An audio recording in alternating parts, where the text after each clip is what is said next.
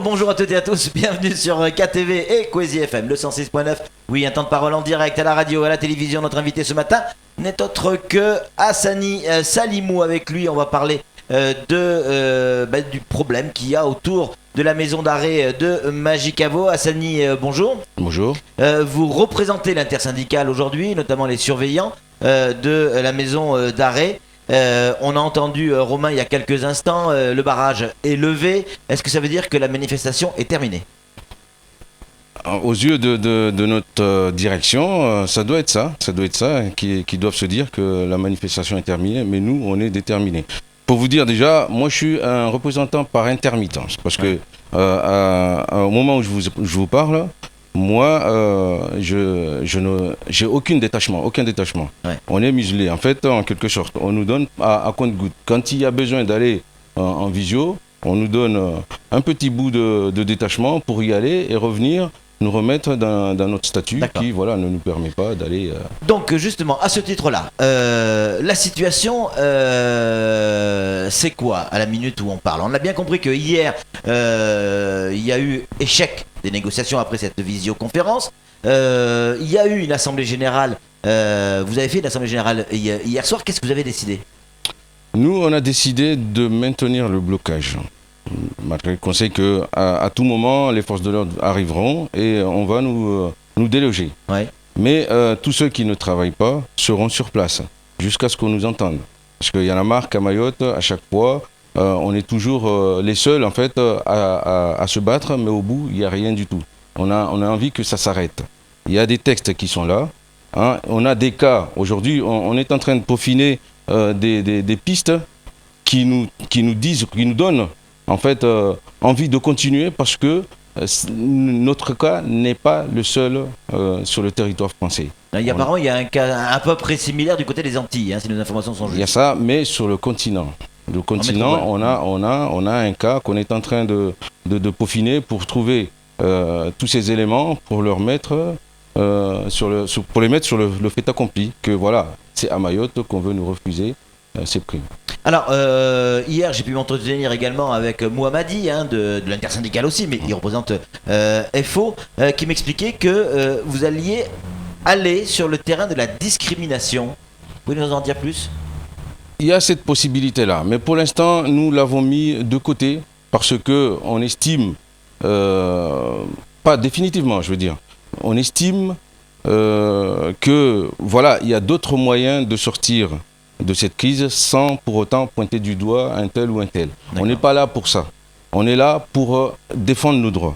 D'accord. On n'est pas là pour la force, on n'est pas là pour aller dire... Alors comment vous allez défendre vos droits ? Aujourd'hui, devant la prison, vous avez fait des barrages, ils ont sauté, les forces de l'ordre ont repris le terrain.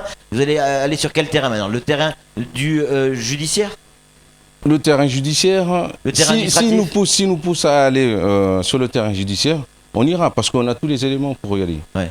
Mais pour l'instant, nous, notre voie, c'est la voie législative, la voie du droit, en fait, qui nous permettent de dire qu'on a droit à cette prime, qu'on continue à creuser. Mais aujourd'hui, avec les menaces de sanctions en notre direction, en fait, qui viennent de Paris, nous tentent à dire que voilà, ils nous poussent à aller vers la voie pénale. Parce qu'aujourd'hui, vous avez des menaces de sanctions de votre direction ? Tout à fait. Hier, à la visio, la seule proposition, visioconférence, la seule proposition que notre directeur interrégional avait sous la main, c'était des sanctions. Si on ne reprend pas le travail, on sera sanctionné. Ça, de toute façon, on le savait, parce que notre statut ne nous permet pas de manifester... d'être gréviste. Voilà, d'être gréviste. Donc, si c'est seulement ça qu'ils apportent comme solution pour sortir de cette crise, je crois qu'on ne s'en sortira pas. Qu'est-ce qu'il vous a dit le directeur sur votre revendication, sur cette histoire de prime ? Il comprend, il demande à ce que ce soit le tribunal qui tranche, ou on vous dit non, il n'y aura rien, point barre ? Pour lui, on n'aura rien. Si on veut aller défendre notre cas dans les tribunaux, on a tout le loisir d'y aller. C'est ce qu'il nous dit. Ouais. Donc pour l'instant, on est en train de se battre parce qu'on dit il y a la possibilité de sortir autrement de cette crise. On continue à creuser. Hassani Salimou, Samuel Bocher, le rédacteur en chef de France Maïd Matin, a une question à vous poser. Oui, il y a quelque chose que j'ai du mal à saisir. Hier, vous, le directeur interrégional, vous brandissez des menaces de sanctions, mais quand vous êtes devant la porte de la maison d'arrêt, vous n'êtes pas en service, vous n'avez pas le droit de faire grève, vous êtes simplement en repos.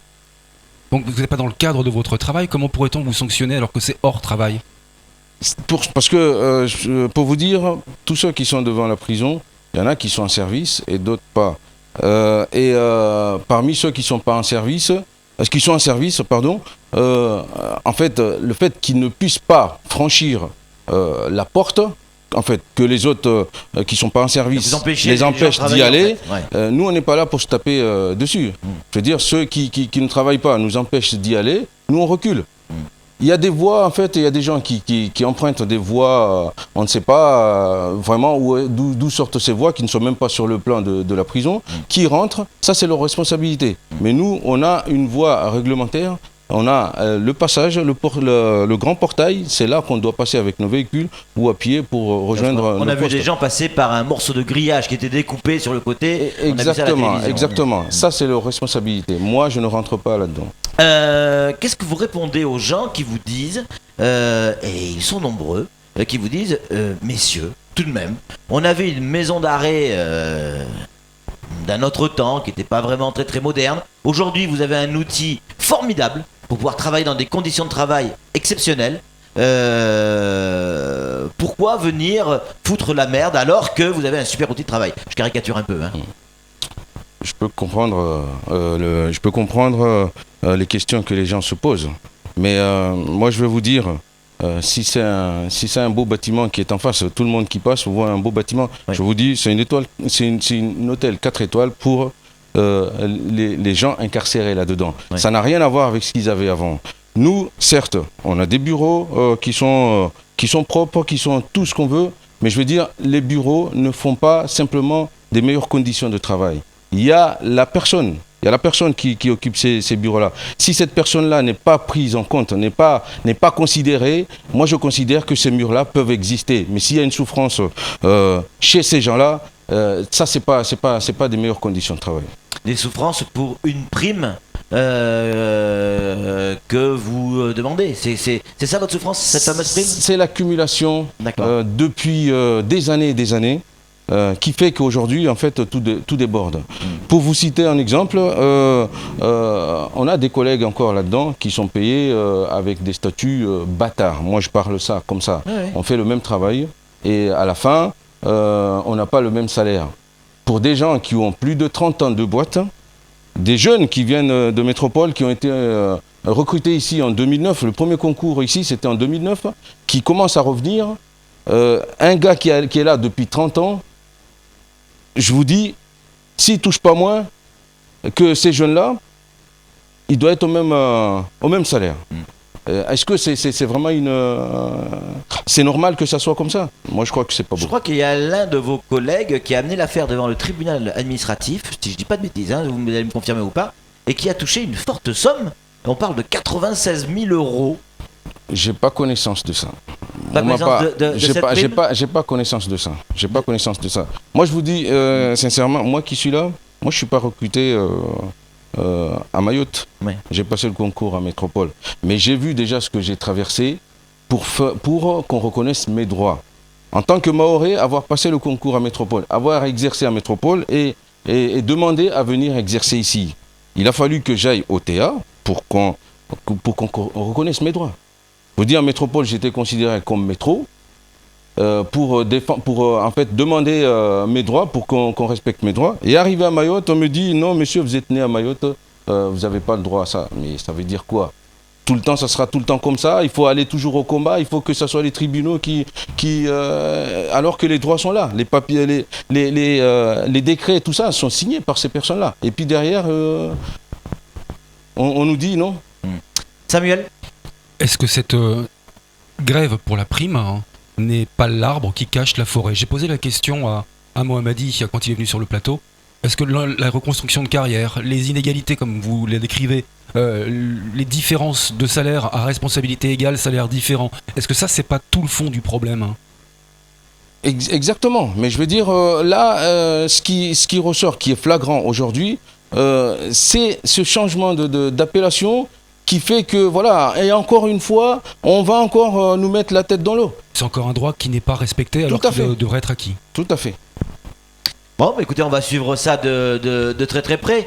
Dernier message que vous avez envie de faire passer aux autorités qui vous écoutent aujourd'hui, qu'est-ce que vous avez envie de leur dire? S'il y avait une phrase à leur dire, ça serait quoi? Moi, je parlerai déjà envers les politiques, nos politiques à Mayotte, nos élus, qui nous ont complètement lâchés. Ils n'existent pas. Il y a des conflits partout, mais eux, j'ai l'impression que voilà, ils sont sur une autre planète, qui se réveillent et qui essayent que Mayotte avance. Et puis, pour nos dirigeants, j'ai dit hier à la visioconférence que ces lois-là ou ces décrets-là ne sont pas tombés du ciel. Ils ont été élaborés par des gens, par des personnes vivantes. Je suis convaincu que d'ici 2025, on n'aura pas toujours les mêmes lois qui s'appliquent aujourd'hui, vont évoluer. Alors, qu'on nous explique comment ça ne peut pas bouger. Comment on peut dire aux gens qui sont dans une souffrance, non, les lois sont les lois, on ne peut rien faire. Hier, le directeur interrégional est même allé à dire que même le président de la République ne peut rien changer. C'est normal, moi je ne comprends pas. Je ne comprends pas. Il est là, c'est un salarié comme nous, mais il est politique aussi, quelque part. J'ai l'impression que voilà, il mélange les fonctions. Il parle politique et il parle en fait comme salarié. Il y a un problème. Alors moi je dis non, il y a un problème quelque part. Il va falloir que nos élus, nos dirigeants commencent à comprendre, commencent à intégrer que voilà, on a des droits. Il va falloir qu'on s'assoie autour d'une table pour essayer de sortir de cette crise autrement que par la violence. Hassani Salimou, merci beaucoup d'être venu sur ce plateau et d'avoir répondu clairement à nos questions. Merci. On va suivre évidemment ce mouvement et ce conflit qui oppose les surveillants à leur direction. Allez, tout de suite la suite de nos programmes.